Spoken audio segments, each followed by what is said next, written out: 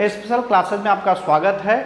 UP PCS 2020 online application शुरू हो चुका है। आप लोग नोटिफिकेशन पढ़ चुके होंगे, लगभग सभी जानकारी ले चुके होंगे।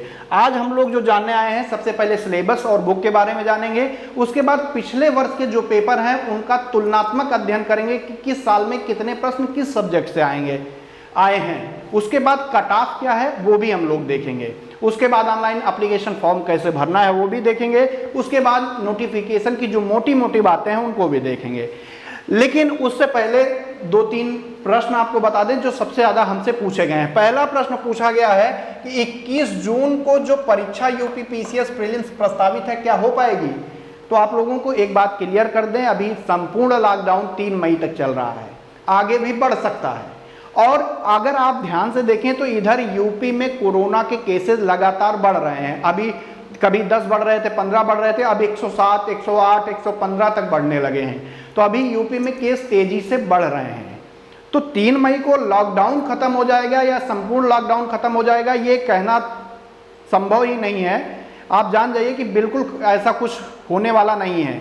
अगर 3 तारीख को केंद्र सरकार संपूर्ण लॉकडाउन हटा देगी तो जो स्टेट गवर्नमेंट है अपने यहाँ कोरोना के केसेस को देखते हुए बढ़ा सकती है। वैसे केंद्र सरकार भी अभी इतनी जल्दी हटाएगी नहीं।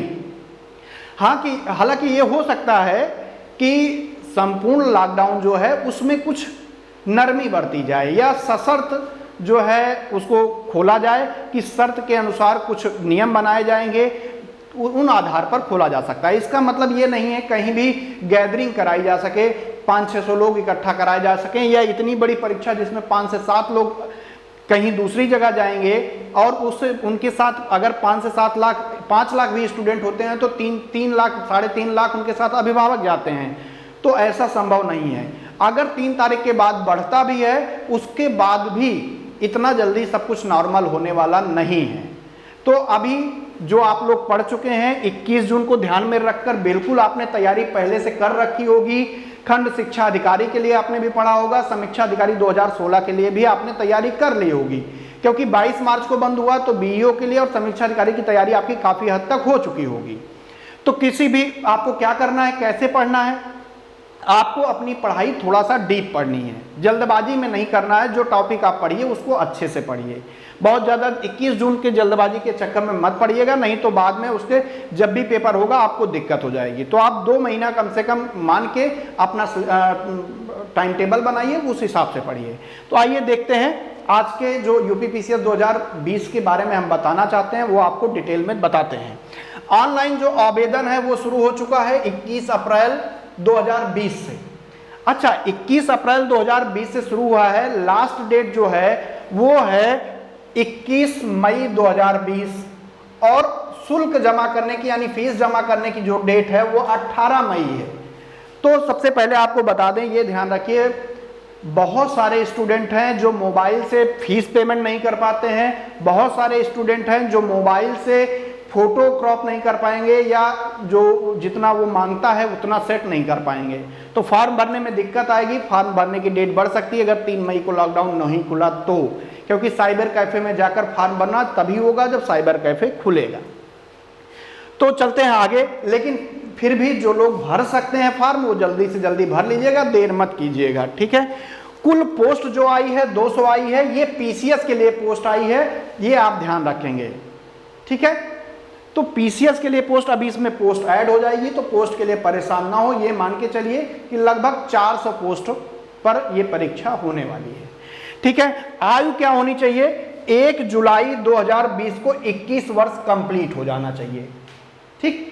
1 जुलाई 2020 को आपकी आयु 21 वर्ष पूरी हो जानी चाहिए। अगला, 40 वर्ष से अधिक आपकी आयु नहीं होनी चाहिए। और इसकी शैक्षिक योग्यता अभी मैं आपको नोटिफिकेशन में दिखाऊंगा, लेकिन उससे पहले ग्रेजुएशन होनी चाहिए। ग्रेजुएशन वाले ये फॉर्म डाल सकते हैं स्पेशल पोस्ट जो आई हैं उनको छोड़कर। तो आप ये मत सोचिए अगर आप ग्रेजुएशन है तो उसके लिए कोई पोस्ट नहीं है, वो स्पेशल पोस्ट हैं। अगर आप अपीयरिंग में हैं और आपकी आयु 21 साल हो चुकी है तो आप फॉर्म डाल सकते हैं। ग्रेजुएशन अपीयरिंग है, आपका रिजल्ट आना बाकी है, आप 21 वर्ष के हो चुके हैं तो फॉर्म डाल सकते हैं, ठीक है। अगली बात, जो पेपर होता है वो 2 होता है, GS1 और GS2। आज हम लोग जो बात करने चल रहे हैं वो GS1 की ही बात करेंगे, लेकिन GS2 जो होता है उसको बोलते हैं CSAT, ठीक है। तो CSAT जो होता है वो क्वालिफाइंग होता है, 33% नंबर पाना जरूरी होता है उसमें। अच्छा, अगर आपको प्रीलिम्स से मेंस में जाना है, कितनी भी मेरिट गिर जाए, अगर आप पूरे पेपर में 40% से कम नंबर पाते हैं तो आप मेंस के लिए क्वालिफाई नहीं माने जाएंगे, भले ही सीट खाली रह जाए। अब सबसे पहले एक एक पॉइंट देखते हैं, उसके बाद हम लोग देखेंगे कि तुलनात्मक अध्ययन के बारे में प्रीवियस ईयर क्या कहता है। राष्ट्रीय और अंतर्राष्ट्रीय महत्व की घटनाएं पूछा जाता है, ये बहुत ही महत्वपूर्ण टॉपिक है, बहुत ही ज्यादा प्रश्न इससे आते हैं। इसके लिए आप क्रॉनिकल पढ़ सकते हैं या कोई भी घटना चक्र या घटनासार या कोई भी बुक पढ़ सकते हैं जो मंथली हो। निर्देशक.com आप लोग पढ़ सकते हैं, बाकी बहुत सारे यूट्यूब चैनल है, कहीं से आप पढ़ सकते हैं। भारत का इतिहास एवं राष्ट्रीय आंदोलन, देखिए सभी जो सब्जेक्ट हैं उनकी घटना चक्र आपको पढ़ना अनिवार्य है। घटना चक्र तो आपको पढ़ना ही पढ़ना पड़ेगा, घटना चक्र आपको पढ़ना ही पढ़ना है सभी का। घटना चक्र पूर्वावलोकन जो बुक आती है, तो इतिहास के लिए यस के पांडे बेस्ट बुक है, उससे अच्छी बुक नहीं है यस के पांडे से अच्छी। अगर आप एनसीईआरटी अगर टाइम हो तो पढ़ सकते हैं, वैसे अभी आप एनसीईआरटी ना पढ़ें तो ज़्यादा अच्छा है। आप सीधे सीधे यस के पांडे पढ़ें और घटना चक्र साथ में सॉल्व करते चलें। जो चैप्टर यस के पांडे में पढ़िए उसको आप घटना चक्र में सॉल्व कर लीजिए। भारत एवं विश्व का भूगोल, इस समय भी कम है तो महेश वर्डवाल आप पढ़िए, साथ में घटना चक्र को आप सॉल्व करते चलिए, बात पर्याप्त हो जाएगा आपके लिए। उसके बाद भारतीय राजनीति एवं शासन, लक्ष्मीकांत पढ़ सकते हैं, बाणी पढ़ सकते हैं, बाणी में गलतियां दी हुई हैं, लक्ष्मीकांत आप आराम से पढ़ सकते हैं, या केसीटी पढ़ सकते हैं या कोई और बुक लेके आप पढ़ सकते हैं। आर्थिक एवं सामाजिक विकास के लिए आप बाणी पब्लिकेशन ले सकते हैं और साथ में घटना चक्र मिला के आप पढ़ सकते हैं, ठीक है। पर्यावरण एवं परिस्थितिकी, इसके लिए आप अरिहंत पढ़ सकते हैं, जैसा कि मैं पहले भी बुक बता चुका हूं, अरिहंत आप पढ़िए, या अरिहंत के साथ आप घटना चक्र पढ़िए, या बाणी के साथ आप घटना चक्र पढ़ सकते हैं। सामान्य विज्ञान के लिए आप लूसेंट साइंस वाली लीजिएगा, सामान्य विज्ञान की लूसेंट अलग आती है और घटना चक्र साथ में आप पढ़ सकते हैं। और शॉर्ट में आपको नोट्स बनाते चलना है, बिना नोट्स के आप पढ़ेंगे तो याद आपको रहेगा नहीं। जनसंख्या नगरीकरण के लिए आप घटना चक्र या बाणी ले लीजिए। उत्तर प्रदेश के लिए घटना चक्र बाणी या अजय कुमार की बुक आती है, वो आप लेके पढ़ सकते हैं। तो इस तरह ये टॉपिक आते हैं, ये सिलेबस है। अब आइए देखते हैं कि 2017, 18, 19 में किस तरह प्रश्न पूछे गए हैं, क्या रहा है, प्रश्नों के पूछने की प्रकृति क्या रही है। सबसे पहले भारतीय इतिहास की बात करेंगे, इसमें सब आ जाता है, प्राचीन इतिहास, मध्यकालीन इतिहास, आधुनिक भारत का इतिहास, भारत का स्वतंत्रता आंदोलन, सब कुछ आ जाता है। 2017 में 22 प्रश्न पूछा गया है, ठीक है। 2018 में 23 प्रश्न पूछा गया है, 2019 में लगभग 24 प्रश्न पूछे गए थे। तो 2020 में 22 से 24 प्रश्न पूछे जाने की संभावना है। आप देख रहे हैं तीनों इतिहास से मिलाकर, प्राचीन, मध्यकालीन और आधुनिक भारत से मिलाकर लगभग 22 से 24 प्रश्न पूछे जा रहे हैं। कभी कभी ये 25-26 भी हुए हैं, लेकिन 20 से कम कभी नहीं हुआ है। तो ये आप मान के चलिए कि 22 से 24 प्रश्न 2020 में आएंगे। आपको अच्छे से पढ़ना है, समझ के पढ़ना है, एक एक टॉपिक को पढ़िए, उसको शॉर्ट में नोट्स बनाइए, फिर आपको पढ़ना है। भूगोल से 22 प्रश्न आया था 2017 में, 22 प्रश्न आया था 18 में, 25 प्रश्न आया था 19 में, और जो 2020 में है उसमें 21 से 23, 24, 25 तक प्रश्न आने की संभावना है। 21 से 23 वैसे प्रश्न आएगा, क्योंकि पेपर जो है अब आधुनिक रूप से बनने लगा है। सभी विषय को महत्व को बढ़ाया जा रहा है। हालांकि 2019 की पीसीएस परीक्षा में यूपी और जनसंख्या को हटा दिया गया था, कोई प्रश्न उसमें से नहीं था। लेकिन अभी जो मॉडर्न पेपर बनेगा, जो पेपर आएगा 20 में, उसमें यूपी भी होगा, जनसंख्या भी होगा। तो 21 से 23 प्रश्न। उसके बाद आती है बात पर्यावरण की। पर्यावरण से 2017 में 18 प्रश्न आया था, बहुत ज्यादा, 18 प्रश्न, और 2018 में 31 प्रश्न आया था, 2019 में 17 प्रश्न आया था, 2020 में 16 से 17 प्रश्न आ सकते हैं। ये एक ऐसा सब्जेक्ट है जो आपका ट्रम्प कार्ड आप कह सकते हो कि सबसे अच्छा सब्जेक्ट है, जो छोटा भी है और आप इसको अच्छे से पढ़ के 16 से 17, 18 प्रश्न पूरा का पूरा सही कर सकते हैं। तो अगर अभी आपने सब्जेक्ट शुरू करना है तो आप सबसे पहले पर्यावरण को खत्म कीजिएगा। वैसे कल से पर्यावरण की वीडियोस मैं डालना शुरू करूंगा, वो ये फ्री क्लास होगी, बाकी ऑनलाइन मेरी क्लास शुरू हो रही है 1 मई से पीसीएस के लिए आप ज्वाइन कर सकते हैं। विज्ञान यानी साइंस, साइंस से 2017 में 21 प्रश्न पूछा गया था और 2018 में मात्र 11 प्रश्न, उसके बाद फिर 2019 में 21 प्रश्न। लेकिन जो इसका रेशियो रहता है लगभग 18 से 20 प्रश्न लगातार बना रहता है, इतना के आसपास प्रश्न आता रहता है, इससे कम साइंस से प्रश्न होते नहीं हैं। विज्ञान हो गया, तो सबसे पहला जो आपको ध्यान देना है वो देना है पर्यावरण पे, दूसरा देना है आपको विज्ञान पे, तीसरा है पॉलिटी जो आप लोगों के लिए सरल भी पड़ती है, राज्य व्यवस्था। 19 प्रश्न 17 में, 18 में 19 प्रश्न और 19 में 18 प्रश्न, 20 में 19 से 20 प्रश्न आएगा। तो तीसरा आपको जो सब्जेक्ट शुरू करना है वो क्या करना है, राज्य व्यवस्था यानी पॉलिटी। एक दिन में आपको 2-2 घंटे के 3 स्लॉट बनाने चाहिए। रात में अगर आप 8 बजे पढ़ने बैठते हो तो 1 बजे तक अगर बीच में 1 घंटा गैप देते हो तो 5 घंटा होता है, 2-2 घंटे के 2 स्लॉट हो सकते हैं। सुबह उठते ही 1 स्लॉट आप पूरा कर सकते हैं, आजकल तो छुट्टी भी चल रही है, जॉब वाले भी कर सकते हैं। दिन में 1-2 स्लॉट आप बना सकते हैं 2-2 घंटे के। तो ये चीजें तीनों आप अभी शुरू कर देंगे तो आपके लिए बहुत बेनिफिट होने वाला है। अर्थव्यवस्था, अर्थव्यवस्था से 12 प्रश्न आए थे 17 में।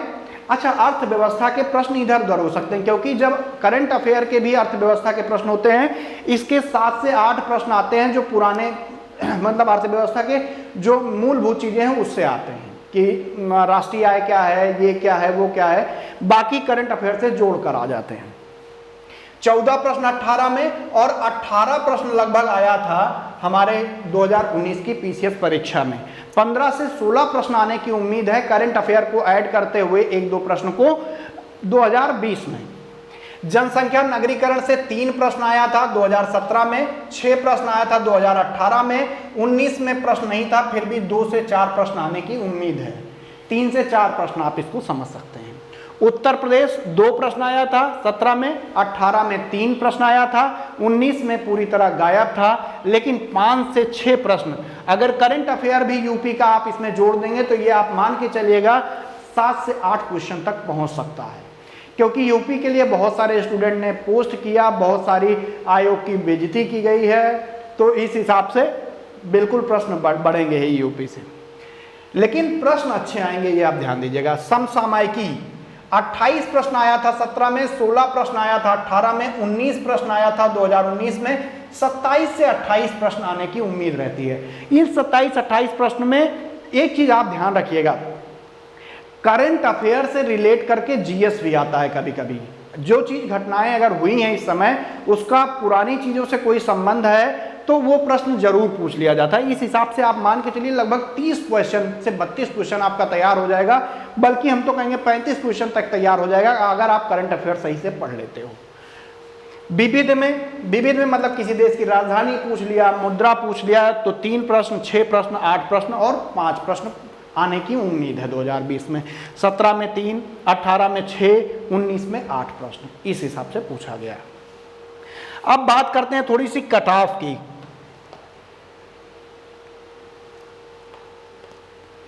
पीसीएस 2016 में कुल 633 पोस्ट थी, ठीक है।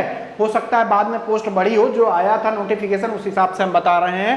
जो कट ऑफ गई थी सामान्य की 141 गई थी। पीसीएस 2017 में लगभग 677 पोस्ट थी। पोस्ट इधर उधर थोड़ा हो सकती है तो आप उसको देख लीजिएगा। 128 कट ऑफ गई थी। 16 में जो 141 गई थी इसमें नेगेटिव मार्किंग नहीं थी, और उसके बाद 988 पोस्ट थी 18 में, जो मेरिट गई थी 126 गई थी। ऐसे ही ओबीसी की 141 ही थी, इधर भी 28 ही थी और इधर 126 थी। महिलाओं के लिए 134 थी 16 में, 121 और 116 थी। बाकी एसटी एसटी आप देख लीजिएगा। अब इस बार आपको क्या करना है, जो 2019 हुआ है उसमें 93 से 94 क्वेश्चन कट ऑफ गई है लगभग, ये अनुमान लगाया जा रहा है। आपको क्या ध्यान रखना है, कितनी मेहनत करनी है कि आपको 100 क्वेश्चन सही करके आने हैं, तब आपके घट के 97-98 रह जाएंगे। आप जब 105 करके आओगे तब आप 100 के आसपास आओगे। तो 100 क्वेश्चन आपको टारगेट रखना है, इससे कम नहीं। ठीक है, तो ये बात हो गई कट ऑफ की। और अच्छा, अब एक चीज आप ध्यान रखेंगे, मैंने 3 चीजें आपको बताई जिस पे विशेष ध्यान देना है, पर्यावरण, विज्ञान और राज्य व्यवस्था। बाकी अर्थव्यवस्था में आप नई चीजें भी पढ़ सकते हैं, उसके साथ रिलेट करके पुरानी चीजें पढ़ लेंगे, जीएनआई क्या है या राष्ट्रीय आय क्या है, इस तरह पढ़ लेंगे तो बहुत सारी योजनाएं पढ़ लेंगे तो बहुत सारे प्रश्न इससे आ जाते हैं। अब बात करते हैं थोड़ा सा फॉर्म कैसे भरना है आपको। जब आप वेबसाइट खोलेंगे तो कुछ इस तरह से वेबसाइट आपकी खुलेगी, ठीक। यहां पे लिखा हुआ है click here to apply online, तो आप यहां पे क्लिक करेंगे। जब आप क्लिक करेंगे, देखिए यहां भी कैंडिडेट रजिस्ट्रेशन भी है, यहां भी आप क्लिक कर सकते हैं या आप यहां पे क्लिक कर सकते हैं। जब आप क्लिक करेंगे तो आपके सामने जो पेज खुल के आएगा कुछ इस तरह आएगा। यहां पे पोस्ट का नाम लिखा हुआ है, सामान्य विशेष दोनों, सम्मिलित प्रवर अधीनस्थ सेवा चयन परीक्षा लिखा हुआ है। बाकी ये सब डेट क्या लिखा है, शुरू की डेट क्या है, अंतिम डेट क्या है। यहां पे इंस्ट्रक्शन दिया हुआ है, यहां पे लिखा हुआ है अप्लाई। तो अप्लाई करने के लिए आपको अप्लाई पे क्लिक करना होगा, ठीक है। अच्छा, दूसरा वाला सीधी भर्ती है, पहला वाला पीसीएस वाला है, वो आपको ऊपर अप्लाई करना होगा। तो ऊपर जब आप क्लिक करेंगे तब आपसे रजिस्ट्रेशन मांगेगा। अगर आपने कभी पहले, इसके पहले कभी फॉर्म भरा है तो आप भर सकते हैं, ठीक है। तो ये डिटेल, थोड़ा नीचे जाते हैं, यहां पे रजिस्ट्रेशन पे क्लिक करके आप जा सकते हैं, ये रजिस्ट्रेशन पे यहां पे क्लिक कर सकते हैं, ठीक है।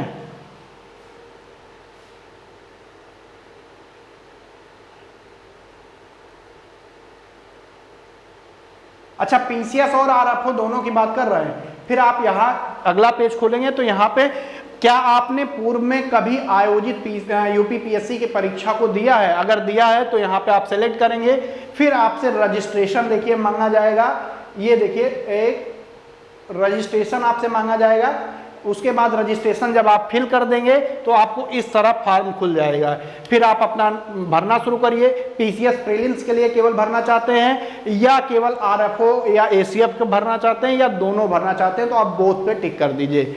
उसके बाद आपको नाम लिखना होगा, पिताजी का नाम लिखना होगा, बाकी डिटेल जो है वो आप भरते जाएंगे और आपको दिखता जाएगा। उसके बाद फ्रीडम फाइटर वगैरह में आपको नहीं करते जाना है, इस तरह आपका फॉर्म खुलता चला जाएगा। और आप जब पूरा भर लेंगे तो यहाँ पे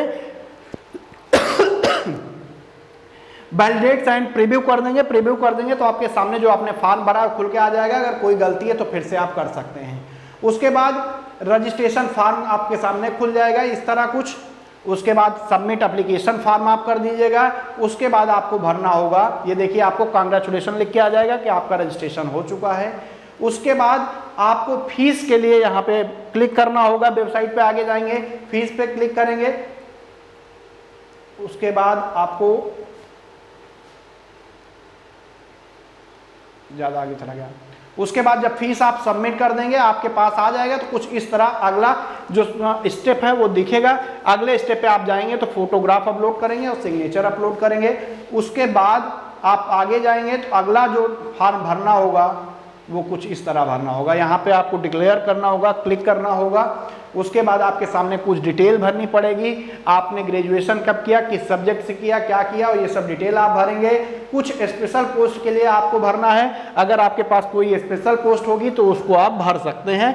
उसको जैसे पीजी है तो बीएससी के लिए आप भर सकते हैं, अप्लाई कर सकते हैं, तो आप उस पर यस कर दीजिएगा। ये केवल स्पेशल पोस्ट है, ये चीज़ आप ध्यान रखिएगा।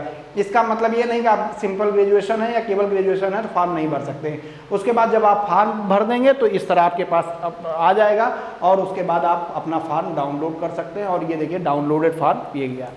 तो ये आपके पास इसका जो अभी जो हम आपको दिखा रहे थे, इसका आपके पास मैं वो क्या कहते हैं जो पीडीएफ है उसको मैं डिस्क्रिप्शन में अपलोड कर दूंगा, ठीक है। मैं फिर से बता रहा हूं, अगर आपको एग्जाम क्वालिफाई करना है तो लिखना, रिवीजन और राइट दोनों काम करना पड़ेगा। रिवीजन करिए और लिखिए, खूब लिखिए, छोटा छोटा लिखते रहिए और करंट अफेयर्स पे बहुत ध्यान दीजिए।